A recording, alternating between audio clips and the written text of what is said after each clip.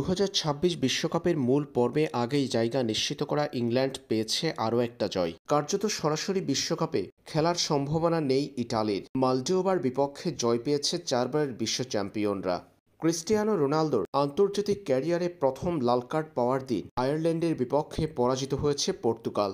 ইউক্রেনকে গোলবন্যায় ভাসিয়ে 2026 বিশ্বকাপের মূল পর্বে জায়গা নিশ্চিত করেছে 18 বিশ্বকাপ চ্যাম্পিয়ন ফ্রান্স।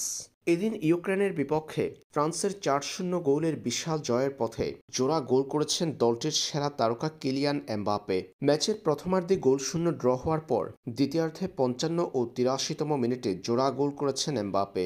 দলের অপর দুটি গোল এসেছে ওলিসে ও একিতেকির কাছ থেকে। এই জয়ের মধ্য দিয়ে বিশ্বকাপের মূল পর্বে জায়গা নিশ্চিত করেছে ফ্রান্স। একই দিন সার্বিয়াকে 2-0 গোলে হারিয়েছে ইংল্যান্ড। আগেই বিশ্বকাপের মূল পর্বে জায়গা নিশ্চিত হয়েছে ইংলিশদের।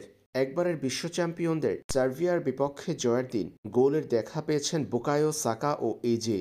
মালডোভার বিপক্ষে 2-0 গোলে জিতলেও এখনই বিশ্বকাপের সরাসরি জায়গা নিশ্চিত হচ্ছে না ইটালি। তবে মালডোভার বিপক্ষে 2-0 গোলে জয়ের ফলে কিঞ্চিৎ বিশ্বকাপে আশা বাঁচিয়ে রাখল ইটালি। মঞ্চিনির 88তম মিনিটের গোলের পর ইনজুরি টাইমের দ্বিতীয় মিনিটে এসপোসিতোর গোলে 2-0 ব্যবধানে জয় পেয়েছে ইটালি। দিনের অন্য ম্যাচে পর্তুগালকে হারিয়েছে আয়ারল্যান্ড। পর্তুগালের জার্সিতে নিজের দীর্ঘ আন্তর্জাতিক ক্যারিয়ারে প্রথমবারের মতো লাল কার্ড দেখেছেন ক্রিস্টিয়ানো রোনালদো। প্রথমার্ধেই 2 গোল হজম করেছে পর্তুগাল। 2-0 গোলে পিছিয়ে থেকে প্রথমার্ধের খেলা শেষ করা পর্তুগাল দ্বিতীয়ার্ধে আর পায়নি কোনো গোলের দেখা। উল্টো ক্রিস্টিয়ানো রোনালদোর 61তম মিনিটের লাল কার্ডে 10 জনের দলে পরিণত হয়েছে পর্তুগিজরা। তাতেই 2-0 গোলে হেরেছে তারা।